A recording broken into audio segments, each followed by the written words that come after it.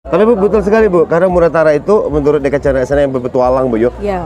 Selain objek wisatanya bagus, adat istiadatnya masih dipertahankan. Ini contohnya kan tetap pakai Nah, ini. ngomong-ngomong tentang sedekah ramu tuh boleh dikasih. Kenapa Bu sedekah ramu? Ya, sedekah masyarakat kita ini kalau mengucapkan rasa syukur baik itu dalam bentuk panen ataupun tadinya ada kemalangan. Nah, itu kita melakukan makan bersama.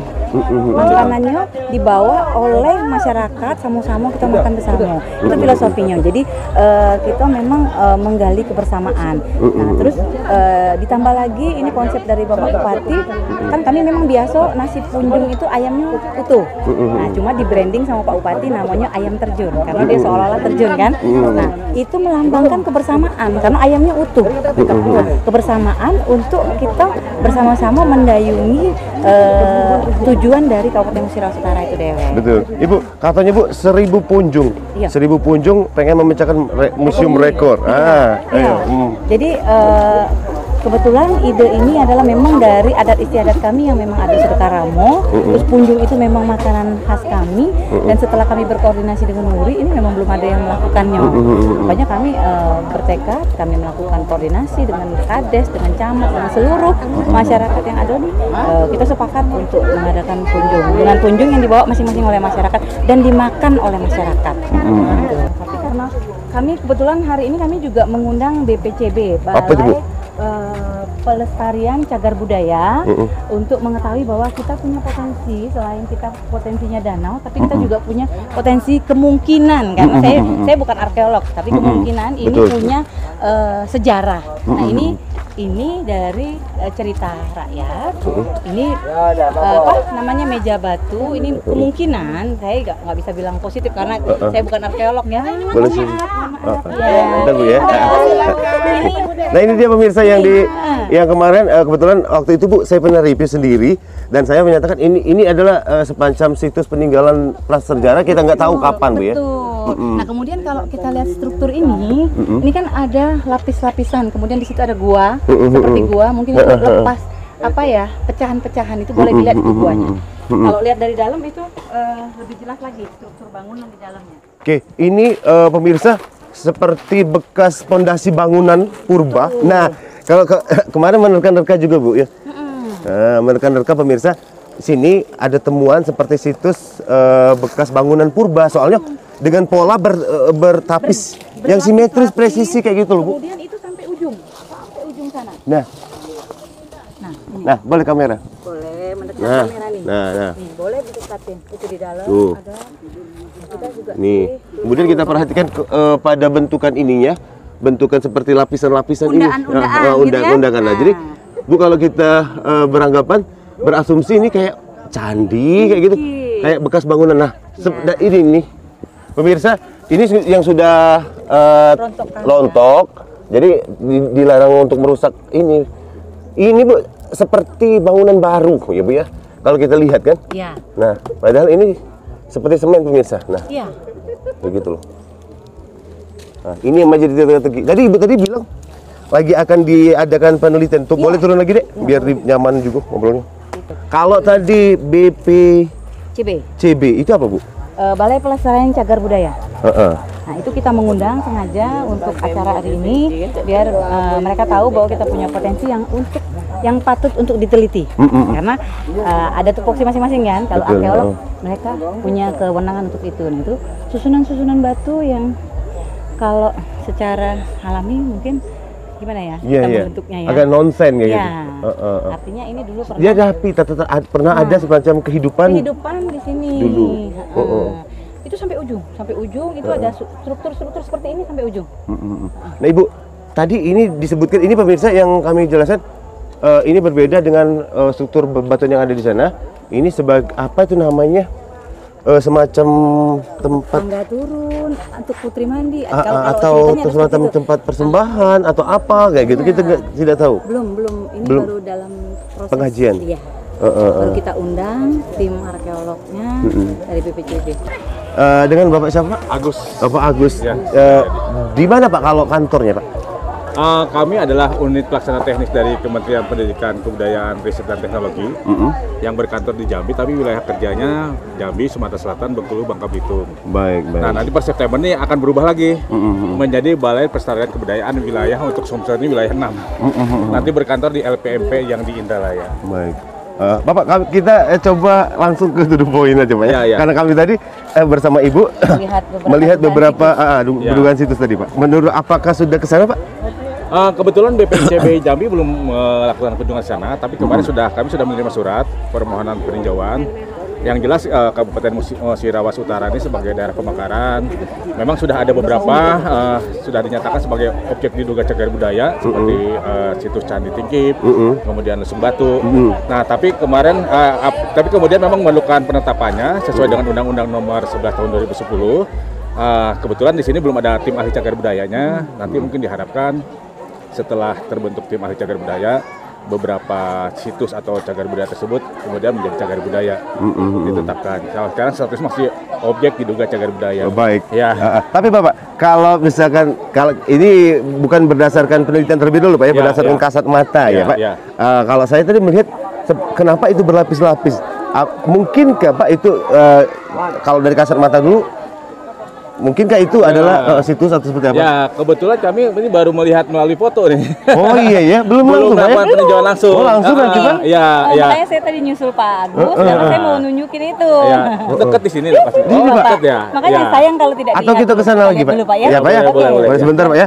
Biar setidaknya penonton yang ada di rumah nanti nggak penasaran.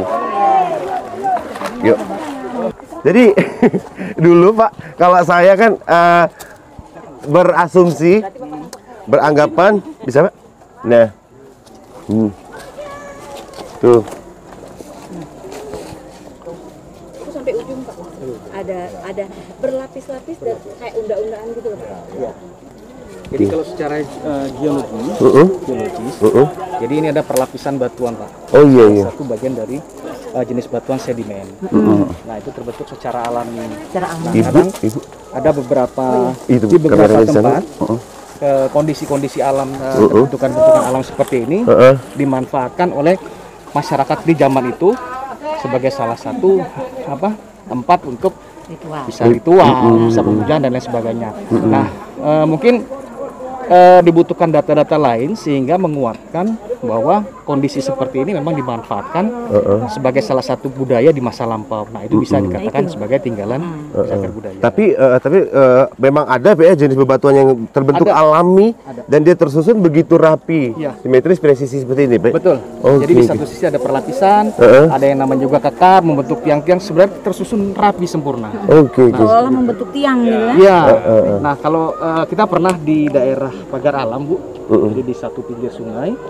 Dia berbentuk seperti tangga, secara alami itu memang terbentuk secara alam, tapi di salah satu tebingnya berbentuk kayak ukiran manusia. Nah, berarti kan sudah ada pengolahan oleh campur tangan manusia pada saat itu terkait misalnya ritual ataupun pemujaan dan lain sebagainya. Sehingga itu memang bisa dikatakan sebagai salah satu tinggalan cagar budaya di masa lampau. Baik. Oh iya, berarti Ibu, Bapak sementara ini kalau memang ini terbentuk karena alam, bisa jadi pun dimanfaatkan oleh manusia yang hidup sebelumnya, karena ini bagus gitu, dan bisa jadi ini tempat ritual dan lain sebagainya gitu. Saya mungkin menambahkan untuk dinyatakan bahwa bentukan alam ini dahulu dipergunakan oleh manusia, kita kan harus menemukan artefak atau alat yang dulu dibuat oleh manusia, gitu kan? Apakah itu alat untuk berburu atau apakah alat untuk kemudian pemujaan, apakah alat untuk yang lainnya. Nah kalau di bentukan alam ini kemudian kita temukan di artefak, nah bisa dinyatakan bahwa dahulu ada manusia di sinilah yang mempergunakan tempat ini, bentukan alam itu sebagai tempat apa gitu kan. Ya bisa tadi sebagai ritual, apa sebagai pemujaan dan lain sebagainya gitu. Baik, Bapak kalau saya coba ambilkan Pak ya sebentar ya. Ini yang sudah terlepas pemirsa ya. Ini yang sudah terlepas. Jadi tidak merusak artinya seperti itu ya. Ini Pak kalau kita perhatikan seperti kandungan semen gitu loh Pak. Ya. Jadi ada beberapa kondisi batuan alami. Ini kalau kita bilang batu pasir. Nah jadi memang ada beberapa kondisi ketika memang mirip dengan kondisi semen saat ini. Tapi ketika di lapangan seperti ini kan nggak mungkin orang jauh-jauh bawa semen ke sini. Betul. Apalagi kita lihat memang runtuhannya memang di sekitar situ. Jadi dapat dikasihkan ini memang terbentuk secara alami. Betul. Baik. Lumayan luas sampai sana, Pak. Ya, biasanya sebaran batu sedimen itu lumayan Gitu ya? luas, Bu. Oh, jadi sebutannya sedimen. Sedimen, ya. Karena dia cirinya berlapis. Oh, itu ya. Ya. Ini kan susunan-susunannya. Oh, yang itu yang ada itu coret-coret itu ya? Iya, tapi tulisan-tulisannya. Itu Itu tulisan belum tahu ya, Bu. Tapi agak jauh tuh kayak Eka tulisannya. Apa vandalisme atau Vandalisme gimana? ya. Iya. Tapi sebentar Pak, kita ke sini dulu Pak. Kalau yang ini tadi masyarakat setempat mengatakan menyebut ini adalah meja batu seperti itu. Ya. Mungkin ini buatan manusia Pak. Jadi memang manusia zaman dahulu tuh memang ada menggunakan misalnya batu-batu alam yang seperti ini kan mungkin batu alamnya sudah berbentuk datar di atasnya ya, kemudian dipergunakan untuk kegiatan mereka kan, kegiatan sehari-hari atau kegiatan apa gitu kan. Tapi ada juga memang batu-batu alam itu kemudian ada yang dipahat dan sebagainya. Nah kalau dipahat itu sudah jelas, berarti kan sudah ada campur manusia membentuk batu tersebut. Nah kalau kami melihat di sini sih nampaknya ini batu alam yang kebetulan memang ya, bentuknya datar, jadi istilahnya seperti meja, atau kemudian sebetulnya nanti bisa difungsikan juga sebagai orang untuk bersemedi atau duduk gitu kan, melihat danau gitu seperti itu. Nah memang harus ada didukung oleh data yang lain, seperti zaman dulu kan biasanya ada penggunaan tembikar atau gerabah itu, dan kemudian alat yang lain. Ya kalau di hasil nanti penelitian menemukan alat itu, ya akan lebih dipastikan lagi bahwa memang dahulu istilahnya daerah ini sudah ada masyarakat di sekitar sini yang memanfaatkan batu ini mungkin sebagai tempat semedi atau sebagai tempat menikmati pemandangan danau, kemudian yang tadi sebagai tempat persembunyian atau yang lainnya seperti itu. Baik. Ya, singkat Bapak, kalau untuk tulisan itu boleh sebentar tulisan. Bapak, kalau untuk tulisan itu jadi kebetulan dalam sekilas tuh ada seperti Eka gitu. Nah, mungkin ini atau itu vandalisme mungkin ya, ada huruf E juga ya. Kalau jenis huruf di Sumatera ini kan ada yang namanya Palawa, Jawa kuno. Kemudian yang biasanya sih tertulis pada batu sih, yang sebenarnya prasasti seperti itu. Iya. Baik. Tinggikan.